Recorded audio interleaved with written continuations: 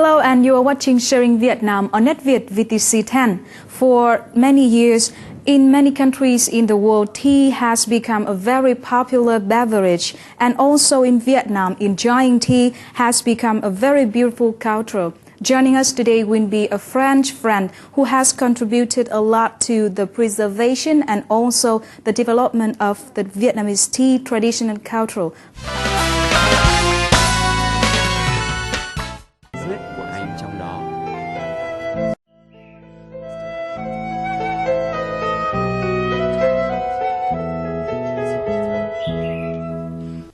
Mr. Lee comes from France. He is currently the General Director of Ô Trao Tea House. Mr. Lee went to Vietnam, his grandfather's homeland, in 2006 to find out his origin. This trip became more meaningful when he decided to stay in Vietnam with the desire to preserve the traditional tea culture as well as promote Vietnamese tea not only in Vietnam but also in many countries around the world.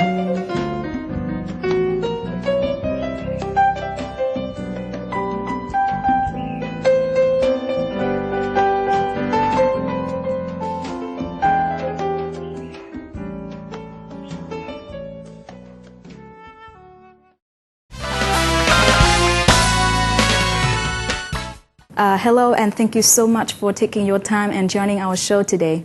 Thank you. Hello. We're interested in Vietnamese culture. So why did you especially focus on the Vietnamese tea? Because I saw that Vietnamese tea is endangered because now there is so much pressure about the industry of tea.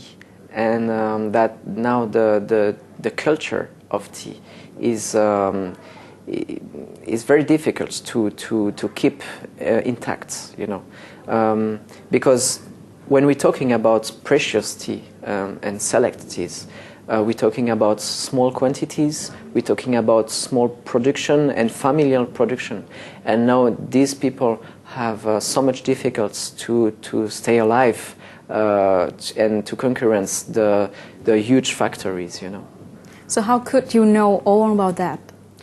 Actually, as I told you, I was very lucky because a friend of mine, Vietnamese, he saw that I was very passionate about the tea, and he knew one of the last tea master in Vietnam. And so I had the chance to meet him, and he told me everything he knew about the Vietnamese culture of tea. And so with my wife, when we created Ô Trao company, we decided to take the motorbike and to go on the countryside to try to find these families, these people who made the very famous tea from the last century. But unfortunately now it's almost forgotten. So could you share with us more about the inspiration and also the very first day up to now of your company, Ô Trao? Actually, with my wife, we created Ô Trao in order to promote the Vietnamese tea. And in this way, we have to work a lot with the Hmong people in the mountains because we have extraordinary wild tea trees in Vietnam.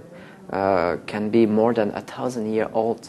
Can imagine the tea trees. Normally everybody imagine a tea tree about 1 meter high, but these trees are about 17 meter high. So it's real tree, you know, with a trunk which is 3 meters diameter. So you can even not go around by yourself. And the Hmong people are ability to pick up the leaves, and so we work very close to Hmong people, and we thought that they are extraordinary, very friendly, very kind, and so Ô Trao means thank you actually in Hmong language.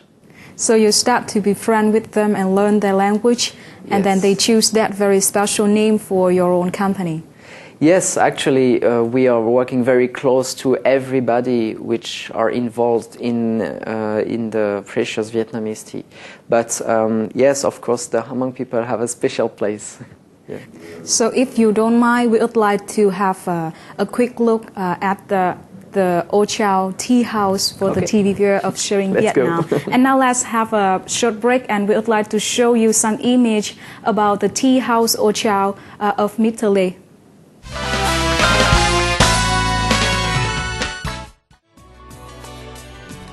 Although newly established, the Ô Chao Tea House of Mr. Lee has been known by many foreigners living in Hanoi.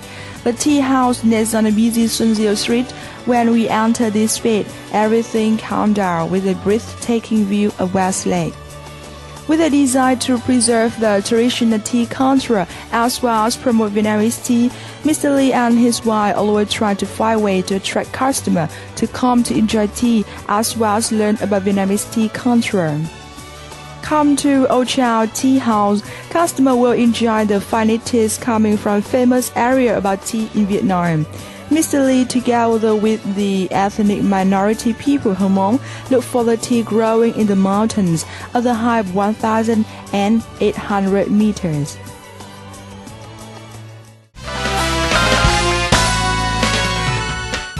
Hello everyone, and you are watching Sharing Vietnam with Mr. Lee. What do you think about the conservation and also the promotion of the Vietnamese tea culture, not only inside Vietnam, but bring to the world too? The problem is that the Vietnamese tea is not known enough around the world. I'm coming from France, and we have some tea shops in France, but the Vietnamese tea is very rare, or when we can find some Vietnamese tea, it's not a good quality of.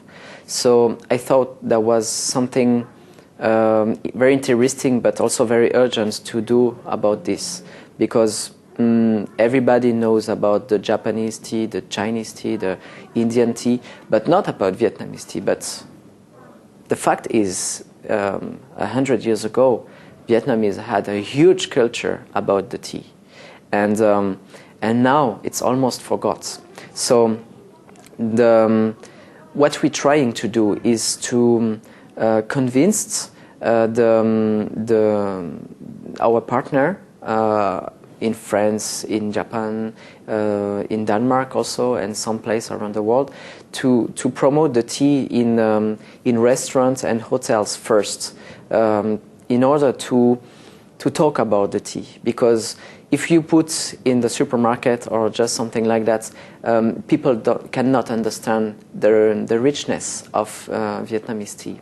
So what we want is to find partners, good partners, who can promote the tea and share the passion for the Vietnamese tea. I think to think like a small scale like that is the only way to give a chance to the precious tea of Vietnam. So that is one of the ways to promote the tea of Vietnam to the world. Yes, actually the Vietnamese tea can be promoted in industrial way, but when we're talking about precious tea, rare teas, you know, some teas we have only 50 kilograms a year, so we cannot sell everywhere, of course. So there are a lot of point of view. People believe that through the tea, that people around the world can understand more about the big culture of Vietnam. So what do you think about this? Yes, that's 100% true. You know, when you start interest about the tea, first you interest about the drink, because it's amazing to think that from one leaf, which is the same everywhere, the scientific name of tea tree is Camellia sinensis. But from this, according to the soil, according to the climate, according to the way of taking care of the tea, you have some different tastes, and sometimes very complex. So first you get interest about the drink, but behind this, after, you have interest about the cup and who made it and how it's made. You have interest of the people who grow the tea before, and also interest about the soil, you know. So the countryside where the tea growing and everything. So it's not only a drink, it's also a culture. And here in Vietnam, the culture of tea about through the poetry, through the songs, for Quan Ho, for example, we talk about tea. And so there is a whole world around tea here in Vietnam. Thank you so much, Mr. Lê, for those sharing. And now, before moving to the next part, we would like to share with the TV viewers some more information about the Vietnamese traditional tea culture.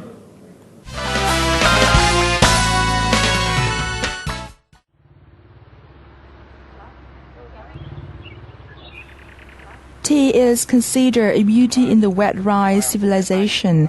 Tea has gone into the soul of Vietnamese people naturally and quiet. The tea culture of Vietnam is now a popular drink in the daily life of people, but it's become a custom as well as an elegant pleasure of the Vietnamese.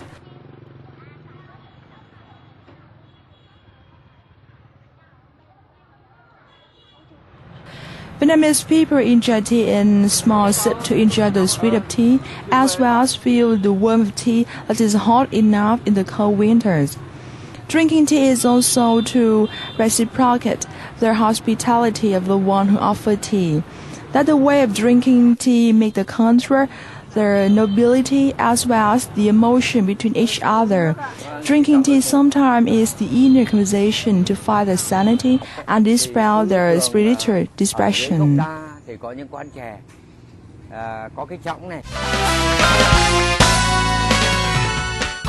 Hello everyone and welcome back.